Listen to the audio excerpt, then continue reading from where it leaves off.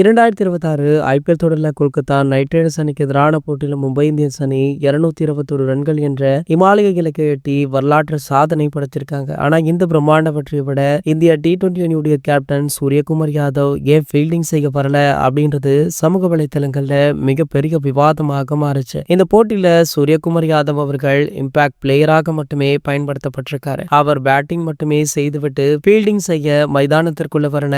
இதனால கேப்டன் ஹர்திக் பாண்டியா அவருக்கும் சூர்யாவிற்கும் இடையே ஏதோ மோதல் நிலவுது அப்படின்னு எல்லாம் தகவல் வெளியாச்சு. அவர் வேண்டுமென்றே ஓரங்கட்டப்படுகிறார் அப்படின்னு ரசிகர்கள் பல்வேறு வதந்திகளை பரப்பவுமே தொடங்கினாங்க. இதற்கு மும்பை அணியுடைய தலைமை பயிற்சியாளர் மகிழ ஜெயவர்தன் அவர்கள் அதிரடியாக பதில் ஒன்றை கொடுத்திருக்காரு. இது குறித்து அவர் சொல்லும் பொழுது, தயவு செய்து தேவையில்லாத கதைகளை உருவாக்காதீங்க. அணில் அனைவருமே மகிழ்ச்சியாகவே இருக்காங்க. சூர்யாவிற்கு இடுப்பு பகுதியில சிறிய தசைப்பிடிப்பு இருக்கு. அவருக்கு கூடுதல் ஓய்வு தேவைப்பட்டதால தான் அவர் இந்த முடிவை எடுத்தோம்.